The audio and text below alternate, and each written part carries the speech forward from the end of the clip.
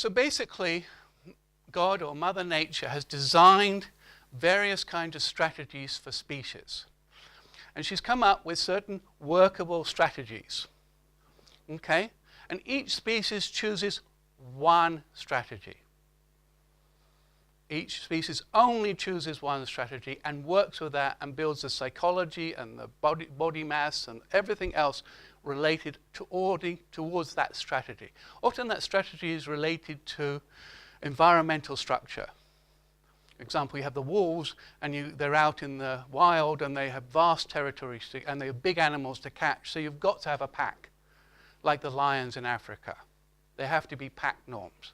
You can't bring down a buffalo by yourself. Yeah? So,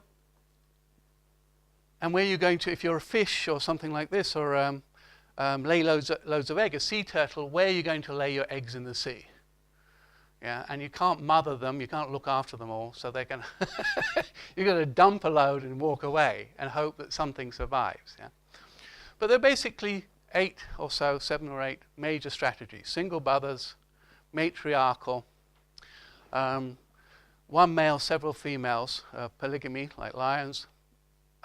There's the alpha pair marry, like what's that little animal in Africa which they did this TV series on. You remember? The meerkats, yeah, the top pair, only the top pair can have the babies and everybody else is a servant. Yeah. Single father seahorses, he's not, he kind of pair bond for a season and pair bond for life. Pair bond for life. There are fundamentally about 25 species that bond for life as a way to bring about optimal outcomes for their species. Okay? So each strategy comes with a package of norms, a psychology, body strength, environmental factors, etc., etc. All species know what they chose and keep choosing it. Because if they left it, they would weaken. If they left that norm, because the whole psychology, the body, everything else built about, they would lose it. We'll talk about that later. But what's us? Who are we? What's our optimal norm? Do we know? Has anybody really told you? Oh, we are matriarchal elephants. Don't you realize? Don't you know? The women are meant to raise the children together. Okay? Who are we? This is the big question. And we've been battling throughout history to understand who we are, because we've had most cultures in history have been polygamous. Polygamy has been the overwhelming majority. And you have all kinds of, the Bible was created, in Judaism, all around it there was kind of like, women's sacrifice and women virgin in temples and all kinds of norms going on, which really was not helpful, and it wasn't very nourishing. And out of that came a little nation which said, no, we have rules called, no infidelity. Everywhere, whoa, what are you talking about? And all these other things that came out. So it was incredible that this voice was heard in this environment, and it was maintained, and it built a community, and that community, even though it started 4,000 years ago, is still alive today because it understood something about our norm. Still here. And we call it Judaism. And they have been incredibly resilient. Very resilient. And in fact, they have more Nobel Prize winners than anybody else. Why? What are they practicing that we don't get, or other species don't, other people don't get? Why doesn't the Muslim world create such power, for example, or the Hindu world? Why hasn't it created such energy? What are they catching that we don't understand about our species norm? Yeah? So, at the beginning of the last century, at the beginning of the 19th century, all the major cultures in the world, hi, welcome, Susan. All the major countries in the world, major cultures, and almost all the minor cultures were marriage dominated. In other words, what that taught us is you cannot build a civilization without some kind of marital structure. The energy doesn't flow through, it doesn't create enough energy. It's an energy thing. It's a kind of give and take thing, and it creates energy. And the energy and dynamism that comes through cohabiting or single mother doesn't create the energy needed to create a civilization, a culture, a lastable culture. In our case, in human situation, if we were single mother bears, welcome single mother bears. But we're not. And that's why we never see a civilization built upon single mothering or cohabitation. So the only two forms we saw pretty much at the beginning of the last century was polygamy and monogamous. That's it. Okay? Now, how do we know which species we might be? And I'm trying to convince you that you're a puffin or you're an albatross. How do we know? Is because the different mating norms of the two types of species. The two types of species have completely different mating norms. If you're a polygamous, what you would do, you're a young male, you've got testosterone, and you're ready for it, and you want your harem, so what do? You go out and you fight the male. You go and, fight the lion, battle your horns against, the bison.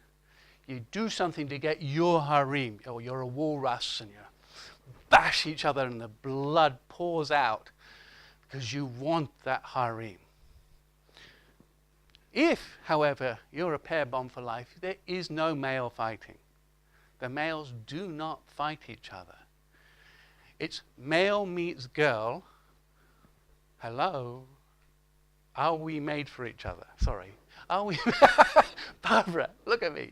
Are we made for each other? This doesn't work this way. Okay? And then you search for something else. You're not looking for strength. You're not looking for power or these other qualities. You're looking, are we compatible? Is there competence there? And also, is there competence? Are you old enough for this? Are you able to take responsibility? Because you're going to be with me for life, and we've got to raise lots of kids together. And so they check each other out. And albatrosses can take up to 15 years to find their partner. They take a long time to check it out, some of them. Some of them much more quickly. So which do we see? What are the things our movies do we see? And if you saw a movie and we were naturally polygamous, what would we see down the pub? What would we see? We would see the guys duking it out, fighting each other, and then the girls going away, 8 girls going away with the winner. And we would go, wow, cool guy, I want to be that guy. That moves me, that touches me, and the girls would just go, well, we've got to follow this guy because he won. Is that what we see in the pubs? No, we don't see that in the pubs. What do we see? We see compatibility. Are we compatible? You've got e-harmony and matching each other and, et cetera, et cetera. This shows us very clearly that we're not polygamy by nature. We are a true love species in the sense that we search for compatibility and competence and things like that, and we hopefully will bond because it's a lifelong commitment. So, I'm making the case that you are albatrosses and penguins in disguise. Okay? Now, when you look at these 25 species, they all have exactly the same family bonding norms. All of them. They all follow the same rules. All of them. Pretty much. Apart from there's a kind of salamander. and there's an angelfish, the French angelfish also bonds for life. But it's hard when you're a small, scaly little insect to do dances or something, whatever. But basically, they all follow the same thing. There's no premarital sex. Swans meet. They don't say, hey, you look good, let's have some fun time. They dance, they check each other out, they look at each other, and they decide, are we for each other? Is this going to work?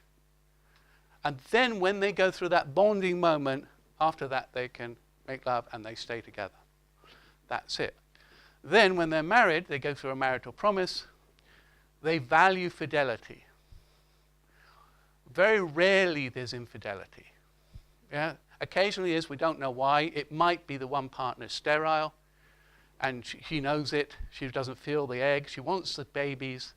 She wants to have that experience of motherhood. It gives her meaning in life, so she goes off and finds another male and comes back. We don't know why there's it, but there's not very much of it. There's almost no divorce. I don't know if you ever saw that video. Did you see that video of this penguin who lost his mate? You see that video? There's a penguin on YouTube. Basically, some guy had taken over. He'd come back home and found some guy had taken over his wife. And he was not happy. They duked it out. Now, normally puffins don't, these kind of animals don't duke it out. But he was really upset he'd lost his wife to this guy. Really, really. And he came off really blooded, and he couldn't win the battle. But divorce is not at all common. And they show, all of them, almost all of them, apart from if you're a lizard, I'm not sure how you do that, they all show ongoing affection. This is the trade-off. This is the trade-off. If you're going to have a long-term relationship, then you're going to have something good in there to keep you there. So they all express long-term affection towards each other. Okay? So do you recognize anything here which we do as a species? Do you see anything here which says, well, actually, we might be like this? Yeah. That's what Christianity's been teaching for the last 2,000 years or so. Yeah? The Catholic Church 50 years ago, we all knew this 50 years ago, 60 years ago, before the modern era. We all knew this. Don't get involved in sex before marriage, because you're going to be left with that baby, you might have a terrible life, and stay fit. That was the community norm, fidelity and almost no divorce. So there's a lot of evidence to show that we are a true love species norm. That's what we follow. And therefore, a puffin is a 3 blessings family life. Puffins are 3 blessings. They follow the 3 blessings. They have to strive as a young child to grow to be a good example, fine example of a puffin. If he wants his girl, he's got to look good. He will then bond and have baby puffins, look after them, and then he'll go out,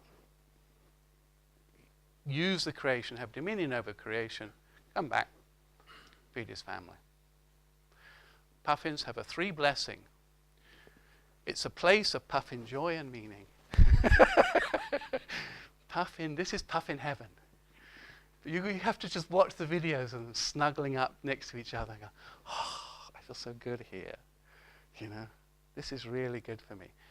And then they scratch each other with little beaks. And they go, oh, so cool. So loving. Now, so this provides the best structure here, through the baby puffin.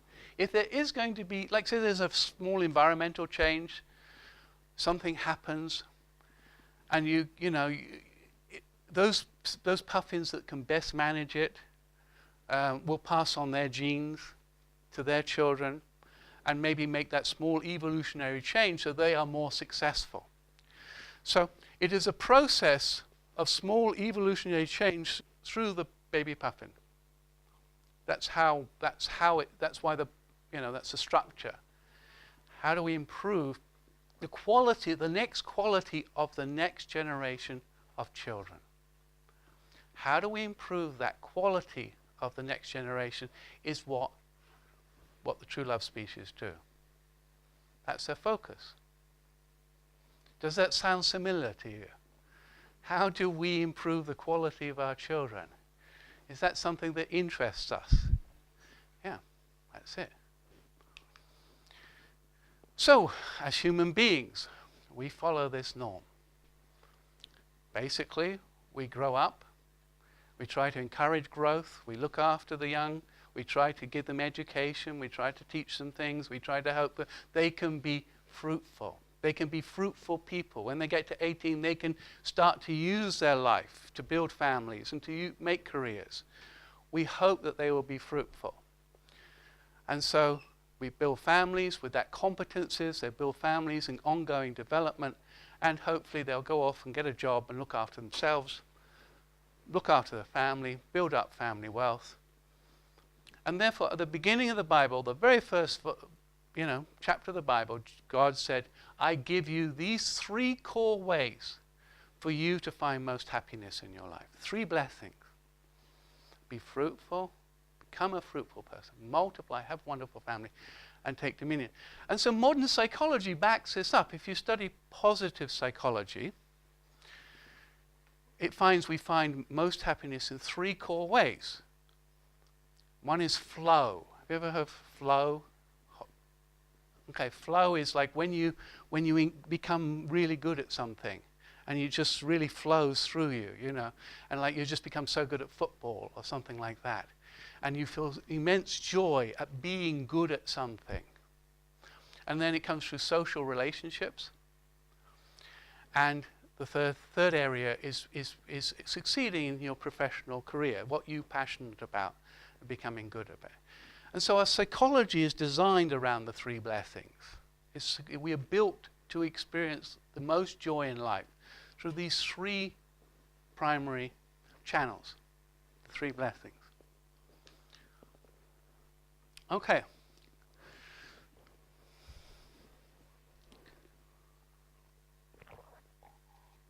You with me? Yeah, okay. So the biblical view of development channels this. It agrees with this. This is what the biblical view of human development is. Basically, it says you are a child of God. We're all children of God. We're all unique. We all have divine value. And we all have some contribution to make to the world. Therefore, if there's a God and there's a father and mother and they look after the child is a temple of God, then a potentially manifestation of nobility, of beauty, of goodness, of something truthful. Something we look and we can see some people do something really good and it touches us. Or we see something truthful and it moves us. Or meaningful and it moves us. And we know we're connecting with God. We know we're connecting with something really beautiful. So we're meant to be manifestations of those beautiful things. Our families, our lives. That's, we're looking for that. So, and our struggle throughout human history is how do we get better at manifesting that? We cavemen or moving on, to tribal warriors, moving on to today where we sit in this gorgeous place and we just think it's natural. And if you went off to Africa and you asked, I'm going to build a house, would you build a mud hut? No, you would build a house. You would know how to manifest that. You know what you know. You're inheritors of the privilege of the age, you might say. So the child is a representation of what all of history has been able to, the nobility of history. And our job as human beings is to add a little bit more nobility to that child so it can manifest even more beauty, more goodness. That's the biblical view of development. The child. So everybody's interested. If you're interested in an ideal world or a healthier world, everybody should be interested. Is this next generation of children, are they more noble than the last? Or more beautiful? More able to manifest puffinism to a greater degree of competence. That's the goal. So all of us should be interested. How do we help these families improve the quality of the next generation? That's the goal of society. So we have education. Here, children, here's some education. We'll teach you some truth.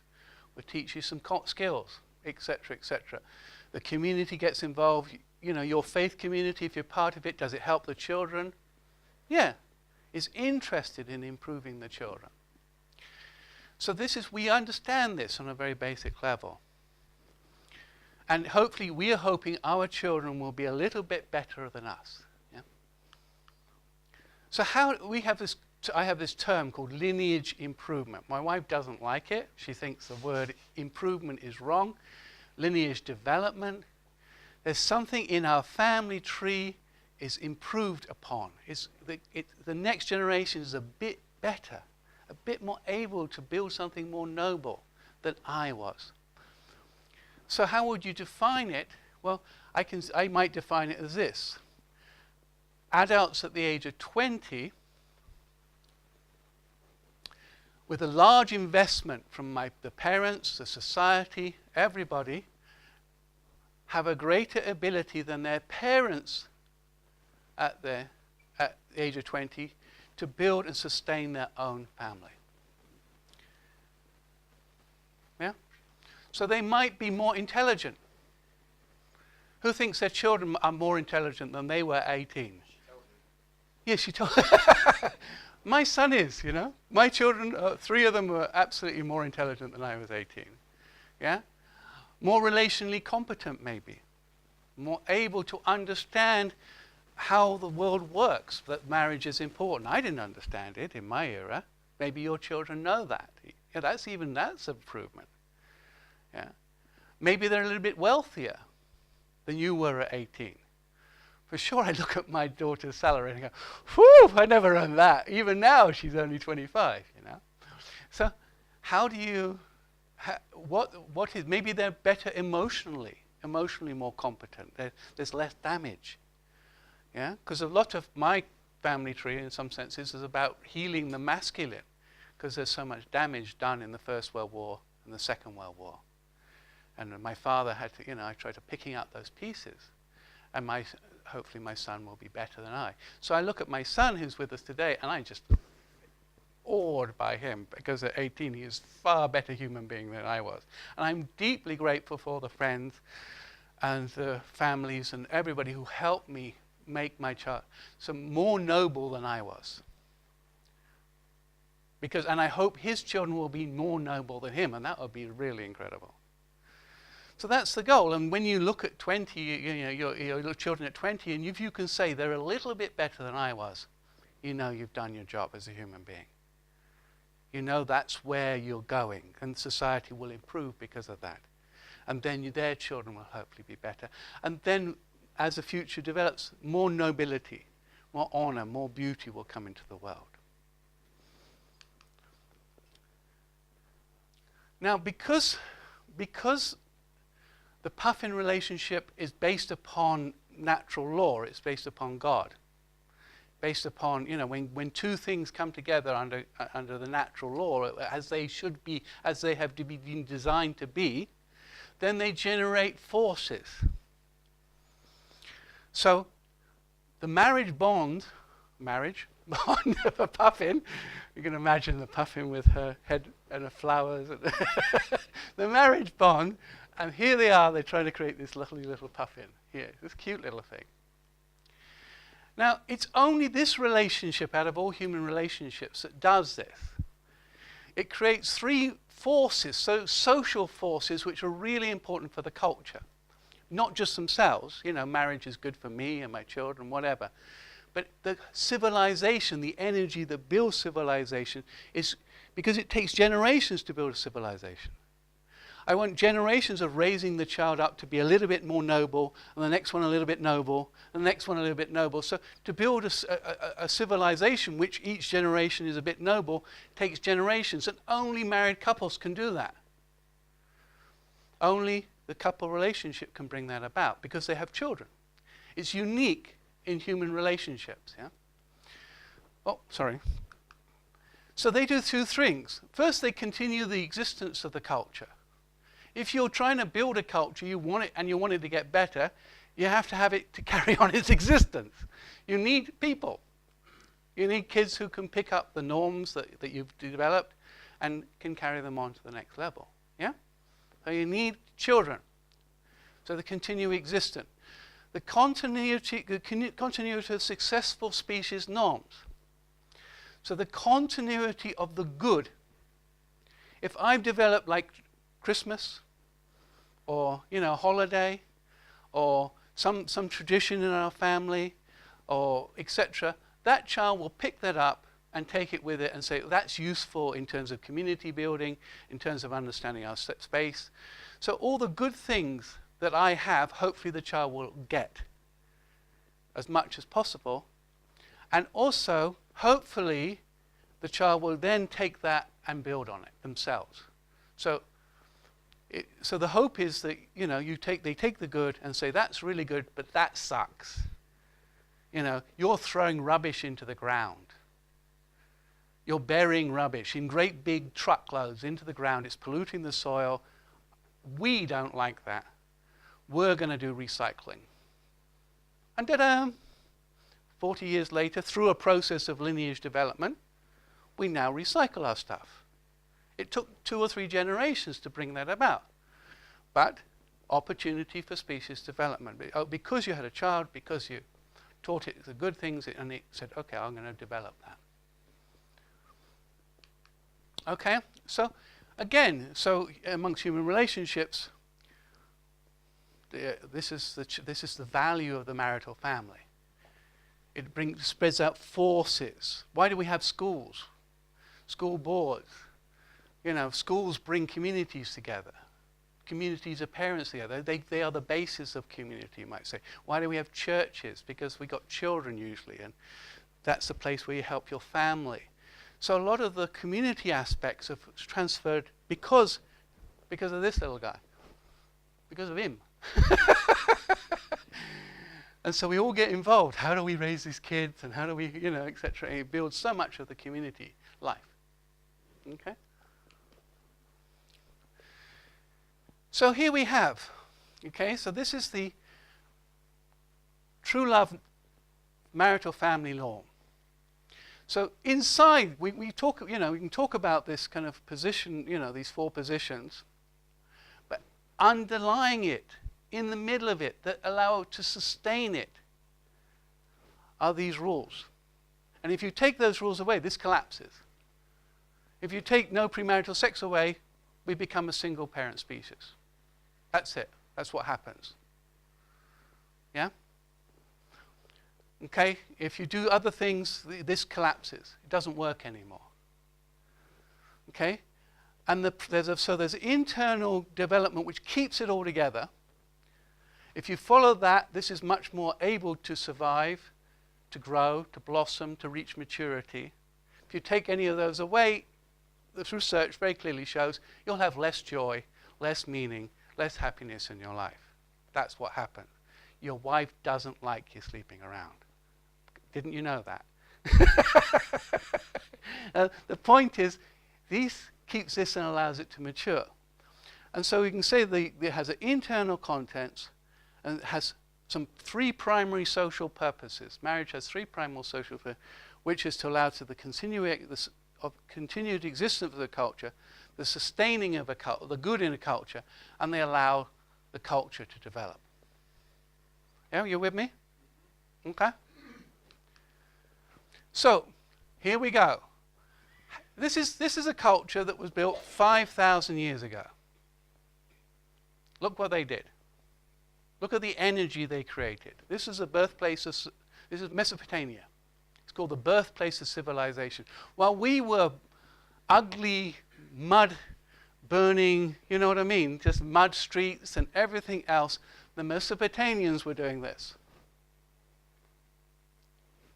And then the Greeks did this, when we were still wallowing in the mud, battling it out. And then the Romans did that 4 centuries later, 2000. So that's 2,000 years ago. But this is 5,000 years ago. Astounding, isn't it? That could be kind of almost central London to some extent today, or 200 years ago. But they had learned here. They had learned to generate to capture the power, the energy of following natural law through generations, transferring it, allowing their children to mature to a higher level so that they could build that. You catch that point? Yeah? So intergenerational development of the child based upon the three blessings knowledge, the internal contents. So when a nation develops a worldview, which embraces, this is called absolute monogamy. The puffin norm is called absolute monogamy, that triangle. All right. This we call absolute monogamy. Absolute. In other words, it's one family, stay together, it's only you, absolute monogamy. So when a culture embraces in its thinking system absolute monogamy, then, and it does that for generations, that's what comes out. And that's what came out. And that's what came out. So the Mesopotamians captured the essence of absolute monogamy, and they practiced it as a culture, and within 4 or 5 generations they could do that. Because it generates power. It brings down God's power because it's based upon natural law. It brings about the goodness that God wants to give, the blessings, because they followed the rules of our species. They followed and practiced those things. And then the Greeks did the same thing. I mean, it's not ideal. They locked the women in the room to keep them away from premarital sex. Their wives couldn't really go out very much. So they couldn't commit infidelity. They did whatever they could to say, this is our standard. And within 3 or 4 or 5 generations, they were taking over, vast areas of Persia. Went all across Persia and everything. This is a tiny little nation state.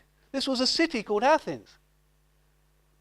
And by practicing the absolute monogamy and some free trade and some other thing, they could bring down these blessings. And the Romans noticed that, and so they did the same. And so this started in Rome. That's where Rome started. One city practicing absolute monogamy.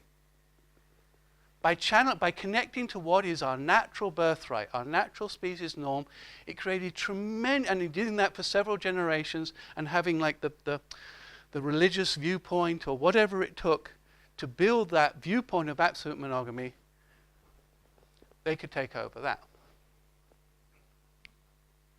That's what following species norms does. It brings God's blessings down. But it is so hard to keep it going. It's so hard to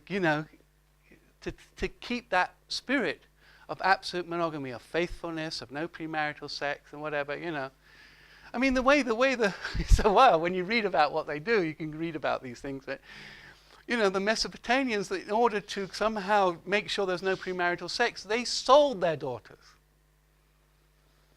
But this kind of created an interesting dilemma, because if you could raise your daughter to be more wonderful and beautiful and everything else, then she was worth more. So this inspired everybody to get into raising children really well. Well, they sold them to the rich men. So, depending on her beauty and her elegance and everything else, so there was a market day and an auction and sold her off. Awful. But it stopped premarital, and it caused lineage development, etc., and they were managed to build this incredible civilization out of that. Anything to keep that species norm, that central absolute monogamy in place. Now, of course, we know this. I mean, all kinds of, Anyway, but they all fell to pieces exactly the same way. That's the problem. It's hard to maintain it. Okay? So if they're absolute norms, the absolute monogamy is so good for us. If not going for premarital sex, in bonding and marrying and protecting our children. And staying with fidelity and not divorcing and working through problems as well as possible. If that's so good for us, why is it so hard to keep it? What happened? And they all fell to pieces the same way. Yeah? because people don't know how love is created, they don't understand how you keep the forces of love alive, then many marriages became loveless. And then there was, because of the vast economic wealth, people could separate. Yeah? And then the nation said, well, maybe it's better if the couples can choose each other. Can choose each other. Maybe that would make them happier. But that made premarital sex come into it. And then, slowly but surely, the absolute monogamy was lost. And they collapsed. They fell to pieces. So we see the ruins of these incredible civilizations. They're still there today. We go there and we watch. Wow, 2,000, wow, 2,500. Wow, 5,000 years ago, it's still standing. Yeah? Wait, can you see anything in England standing from, what's the oldest building in England, you know? We have the Roman walls. Because absolute monogamy. Still have them in my city, the Roman wall. Okay, so this is the question, how do we keep love alive? This is the fundamental question. It's no good just saying we have absolute monogamy, in other words, no premarital, no infidelity, marriage, etc., if you don't know how to keep affection alive. That's the challenge of human history. How do we keep love alive in our relationships? Now, you can go and study all the true love norms, and you will learn. And if you practice any of these things, your marriage will improve. Duh. So, what do? They dance. Anybody dance with their beloved at any time? Do you dance with her? Anybody here? Yes. Does it ever create some positive energy? Do you think it creates some kind of moment? Enormous energy. Okay, well, what about these guys? These are prairie voles. And when she gets stressed, he goes and sits next to her and just holds her hand and just says, I'm with you, darling. I'm just here for you.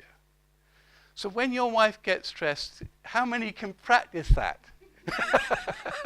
Just sitting there holding her and saying, I can listen, darling. Just tell me. I won't say anything. Who can do that? But if you do that, when you know she's stressed and she gets upset with you, just grab her hand. I can't do it either. It's so hard. But I could learn, if I want to, learn from the berry bowl. He would tell me, just do this, mate. Just do it.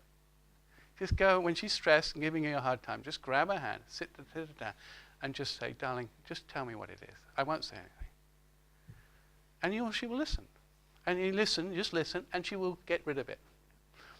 And over here, massage is very common. Puffins love it. The albatrosses love it. My wife, she just says, touch me here and touch me there and touch me here. I want to touch somewhere else, but she says, no, this is where it works, It's so funny. What I think I should touch, no. She says, just here, just the lower back. Oh, now, darling, you're my love, So funny how it works, Here, he brings her a fish. Anybody bring her home, his beloved home a fish? And she goes, wow, you're so romantic. No, we bring flowers, little gifts. So we can learn from this, but how do you keep it going? How do you keep it flowing? And that's what you've got to do. If you don't do this, love can go. Yeah? We'll just show you this clip. Now, one thing my wife and I learned, because we got a dog for a while, and the dog was always so happy to meet us. And we realized, we should be doing it. This isn't even a true love species, but he's kind of happy to see me, So we started, when we said hello to each other, we would go like the dog, like that, But then we saw the albatrosses, and went, oh, that's really good. That's the way you should do it. So let's see if I can just show you. The male waved albatross waits for his mate to return from the open sea.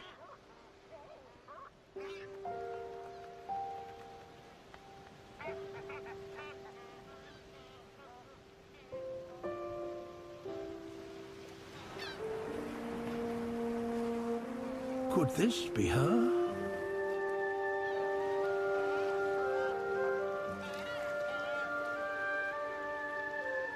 Or this?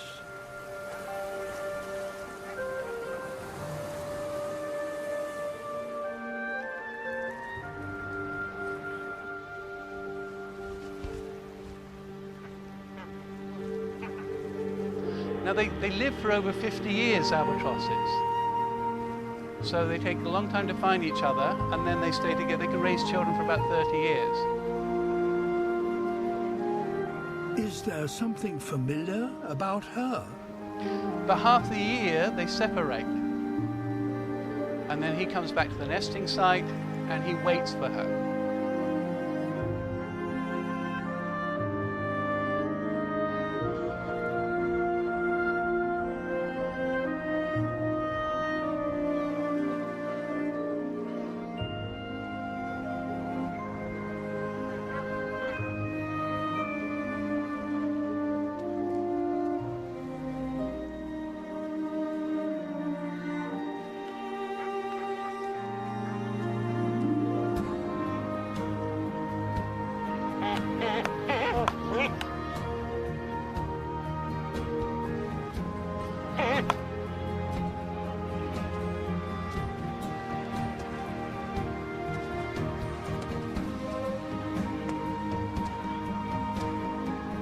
Recognition.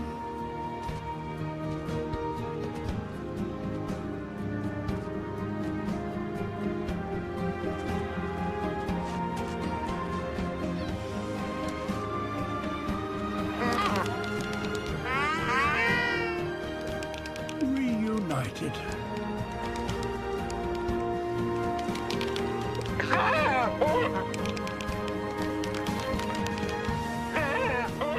And they can resume their long-standing relationship.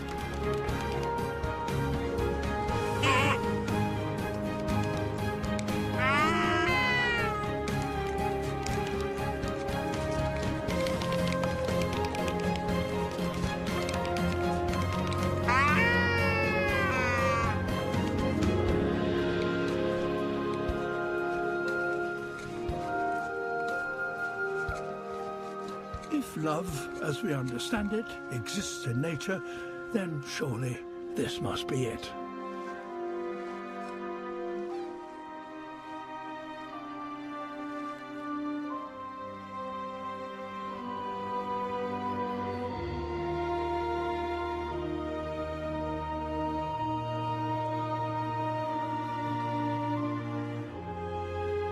Their lifelong bond will help them face the final chapter of life's story together. Parenthood.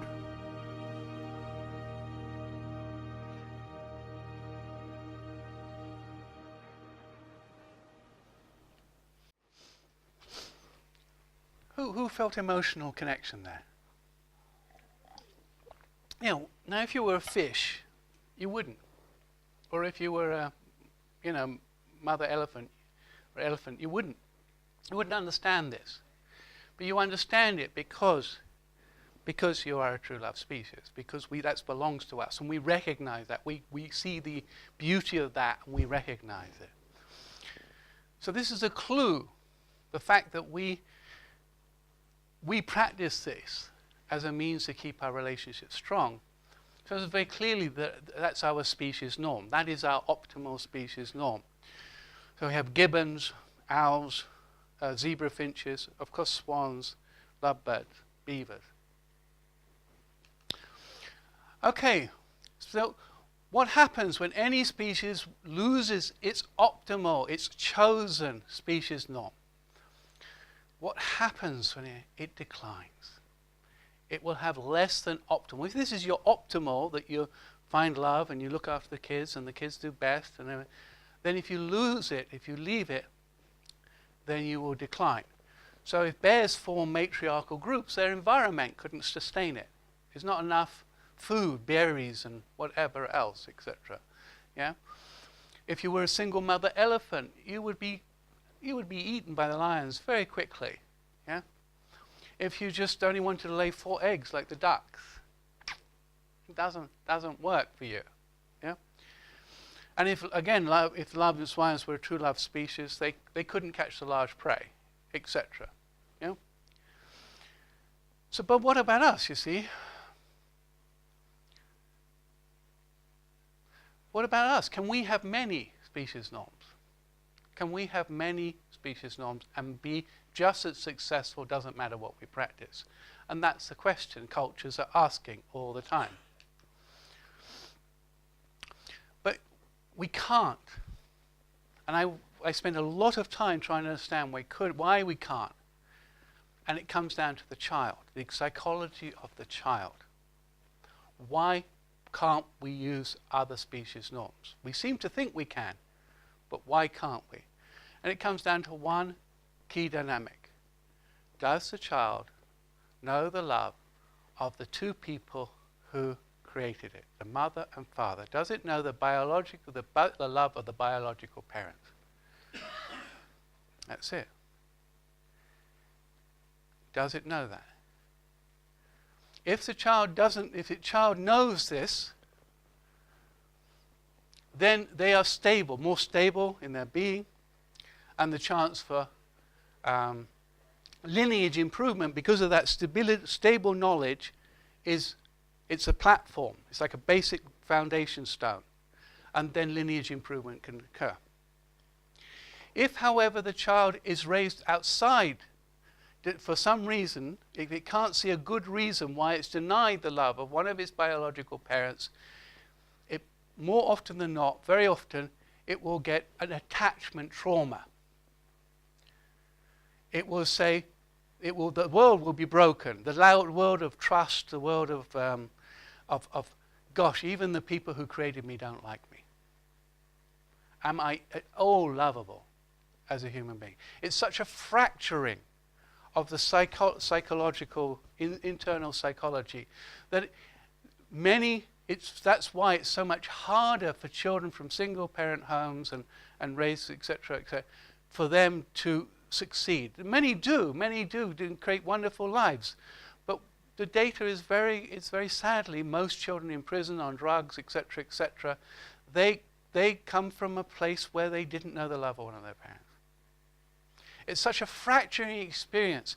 And I could see this because I thought, well, what happens if the parents get remarried? What if the mother gets remarried? Because a lot of people say it's the economic resources. It's you lose the child in a single mother family, she loses economic resources, it's poorer, the child has poorer outcome. So I asked myself, and I looked at the data on what happens when she remarries. The economics improve, etc. Does the child go back to having similar outcomes to the child that's raised by its two biological parents? No. The child has no better outcomes. There's something in the fracturing of the heart, the psychological damage. Because when father's walked out your life, it looks like your father walked out your life. It's really painful. You can feel extremely lonely. I mean, we know this because children who are born through IVF and don't know their father, when they get older, they often go desperate search to try and find out, where's my real father? And same with adopted children. There's something about knowing the love of your two biological parents. It's just so fundamental that if you break that, your civilization cannot succeed. That's the core of it. That's the root of it. Which is why we can't build any civilization based upon single parenting or fragile cohabiting, this kind of thing. But we can build civilizations to some extent on polygamy, but monogamy seems to be the optimal form. But why? Because in polygamy, you still know, the child still knows both biological parents. Yeah? There may be undermining factors there, but still he knows it. So this is it. So the biological parent's child axis is a central axis for human development. The parent-child relationship. But the biological parents-child relationship is the central core upon which humanity can go forward or not go forward. That's where it is. So, once you understand that within marriage itself there are four fundamental elements that keep marriage sustainable, because once you take any of those elements out, it will start to fall to pieces, and then you go into single parenting and everything else, because the single parents don't use those structures. Then you understand that inside the puffin norm of economy, of fishing, has to also have internal elements that keep it able to sustain its family. So you search out what's optimal for puffin economics. What are optimal puffin economics? Because they should be our optimal, because we're a true love species. So their economy should be ours, and their economy is they keep most of what they catch. They keep most of what they catch. They use their talents, their skills. Some are more skilled than others. Some can take 5 fish, some can take 10. They do their best. There's a limited amount of predators. For sure there are predators around, but they live on an island for a reason. There's no cats, no rats to destroy them. And they live on cliffs so that other animals can't get down to them. Right? The limited amount of predators. There's ecosystem support. The ecosystem supports their family, so they can catch these tiny little fish by the millions. And there's the temperature, warmth, and the cliffs, and everything else. So the ecosystem supports them, and they have to look after the environment for the next generation. Those are the 4 internal norms of puffin economics. So when you translate that into human societies, we keep most of what we use, we keep most of it. We're protected by the law. We're protected by a legal system. We know what we own is ours. When we own a house, it's ours. Nobody else can come along, a government official can say, Ron, I'm really sorry. We're going to need this for the party headquarters. You have to move out. Yeah? It's yours. There's a legal system. If you sign a contract, you're protected. So limited amount of predators, because if you've got corrupt officials around, it's really hard. You see in Africa how hard it is to build something. Ecosystem support, we need roads, pipes, etc., transportation systems, and so laws to create those kind of things. And we have to take care of the environment. So over the last 50 years, we've become more aware. We've become more noble. That this is part of our norm. And that's what we need to do. Okay? So these are the fundamental 4 rules that build free market. Free market. So, just quickly compare. We've got Singapore here and Sweden, who is kind of like the social welfare. They have similar sizes of populations, but Singapore is extremely low taxation. Extremely low taxation, but what it says to everybody is that you have to save 30% of your salary. From day one, you have to, as a young adult, you have to save it. You go into a bank account, and your company has to put 30% more salary into your bank account. So you're saving 60% of your salary every month. And the government says, we're not here to take care of your health. We're not here to take care of your education, particularly. We're not here to take care of your pension. You are a capable puffin. You are more than noble enough to look after yourself, just by yourself, because we believe in you. The Swedish model is slightly different, of course, because they have high taxation and they have a social welfare state, which Singapore doesn't have. Just doesn't have a social welfare state, because everybody's either insured or they have money in the bank. So they look after themselves. They said, you are quite capable, just like a puffin, you are quite capable. And when you run a system on that dynamics, so you've got high taxation here, low taxation, but you can keep most of it. And what were the outcomes? So they both had similar starting. Well, actually Singapore had a much lower starting point at the end of the war. It was a British colony. It had been ransacked. But now, based upon this model that you are a responsible human being and you can look after yourself and we don't have to look after you, the crime rate in Singapore per 100,000 is 400. The crime rate in Sweden is vastly improved. The divorce rate, of course, Singapore is still not attacked by the cultural Marxists, so they still have their Buddhist Confucians marital norm. It's 14. Sweden is 45. The suicide rate is almost half. Singapore is the PISA test, the school test for 15-year-olds, how many can read, write, and do maths. So Singapore is top of all three of them. All three. And Sweden is down here. Singapore has science departments, multiple in the top 10. Singapore University is one of the best places in the world to go and study science. Incredible. For a tiny little island, generates incredible wealth and knowledge. And Sweden is just a couple.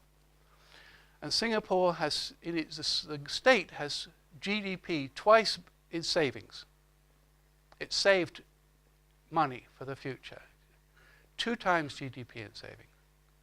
Compare that to Europe, where some countries are twice GDP in debt, or Sweden is 40%. And England, is like 1.5 GDP. And 90% of the population. In other words, when you honor people and say you are a noble puffin, and we respect and honor that you are quite capable of looking after yourself, and you just have to save and act like an adult from age of 18, just like a normal puffin would do, and have to grow up very fast, then they channel energy and they bring about economic blessings. Anybody who goes to Singapore today is astounded by its beauty and the incredible growth that's going on. It has GDP growth of 7%, and the average wage is 50% higher than England. It's become the Switzerland of Asia, basically. Because it says you are responsible. I believe in you. And people are quite capable. And if you have a baby who's, deformed or struggling, you're all insured from birth. Immediately you're insured because you've got money in the bank for your health needs, etc., etc. So that's covered. It's not the government's responsibility. Once the government gets involved, you get a whole bureaucracy and everything else, and it's far less efficient and everything else. Just do it through a provider, and it's so much more efficient. And then you also realize that the first blessing, the internal growth of a puffin, has internal contents. So it has to keep the puffin way, the way of the puffins. Has to keep it. Timeless. There are certain things about puffinism which only apply to puffins, and they have to practice those things. Yeah? The puffin has to have a self-developmental attitude. I'm going to grow. I'm going to become a wonderful puffin so that I can get a lovely partner, etc., etc. It has to develop its skills and prepare for both family and marriage. And you've got a systemic support, which is parental, basically, but for human beings, it's wider. And then the puffin can be fruitful. So if you have a society which passes on the good of its culture, can do that, the things that sustain it, encourages a self-developmental attitude and things like that, helps people prepare for marriage, and both marriage and work, etc., then the society blossoms and flourishes. And that's what we see in multitude, all over the world to some extent. Yeah?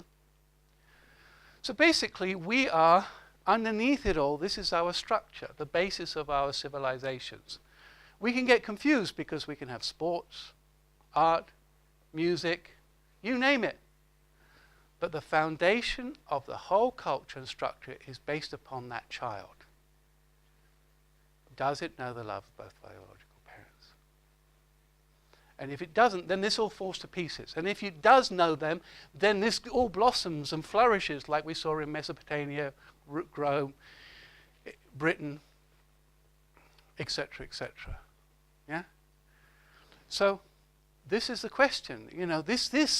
All this is highly dependent on the structure of that. Yes? So we see Roman statues still today. Yeah? We do Roman plays. We do Greek plays. Greek tragedies. We read this stuff. Do we read stuff from England in the 4th century? No. We don't put on plays from there because we hadn't developed this by then. Yeah? So this all comes out of this to some extent. Good quality stuff. So it's not, when you promote family values, you're not promoting religion.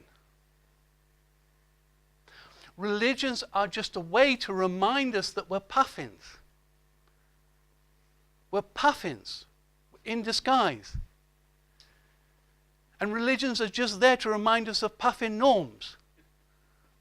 That we shouldn't have premarital sex, that we shouldn't have infidelity, that we should stay married. The religion is there to remind us of puffin norms. And all those religions that have grown, there were thousands of religions. You look at the religions of Finland, or, the gods of Norway, the throwing down the Greek gods and everything else, all gone, wiped out. Why? Because Christianity as a mindset reminded us most that we were puffins. And when people practiced puffin norms, their societies blossomed and grew. So it's not that you're being religious.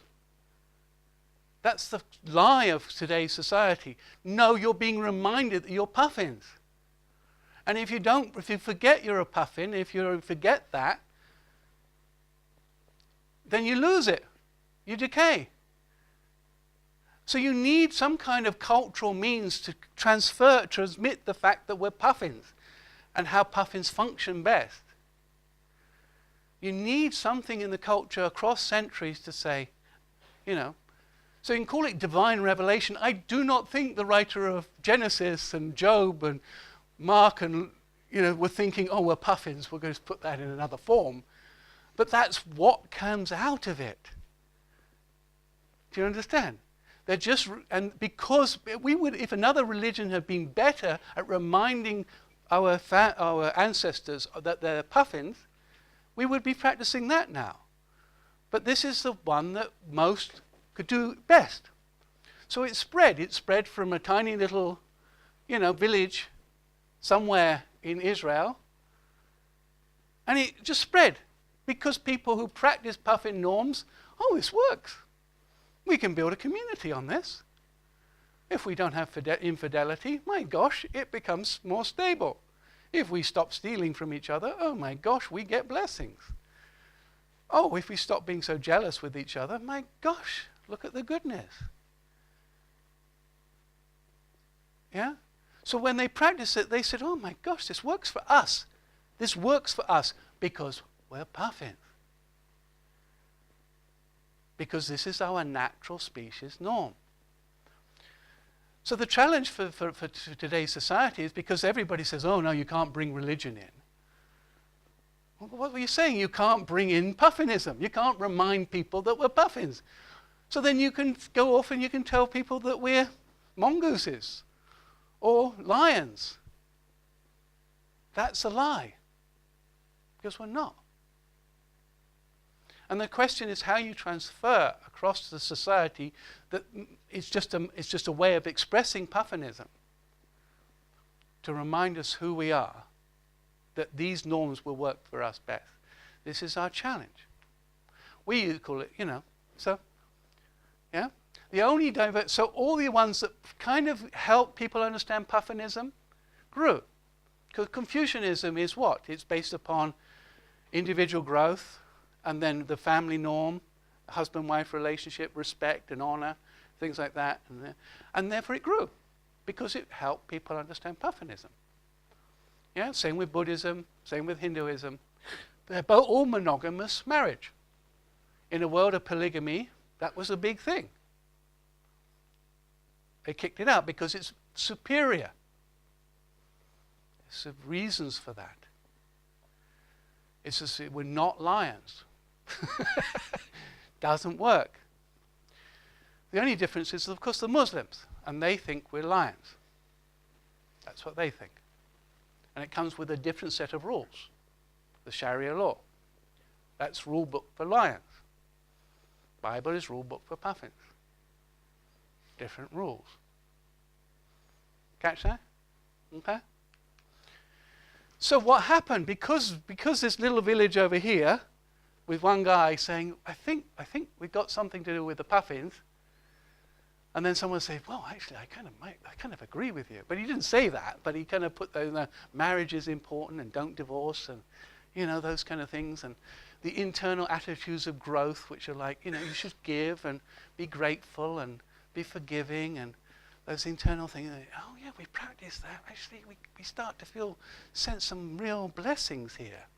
Real interesting. And then that went to Rome. And Rome at that time was marriage orientated. 2,000 years ago was a marriage thing. So when you read the Bible passages about in the Bible, in Matthew, some of that's Roman law.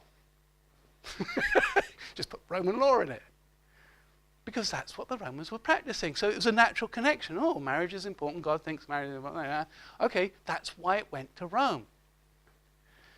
And Rome took it everywhere else. They said, this works. Step by step, it works.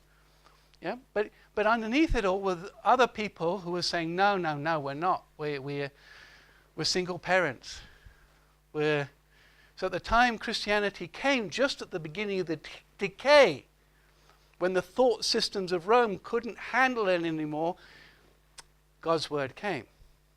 Jesus' word came. And they should have taken Jesus' word, practiced it, and then they would have expanded it. But they didn't listen. They didn't listen to puffinism.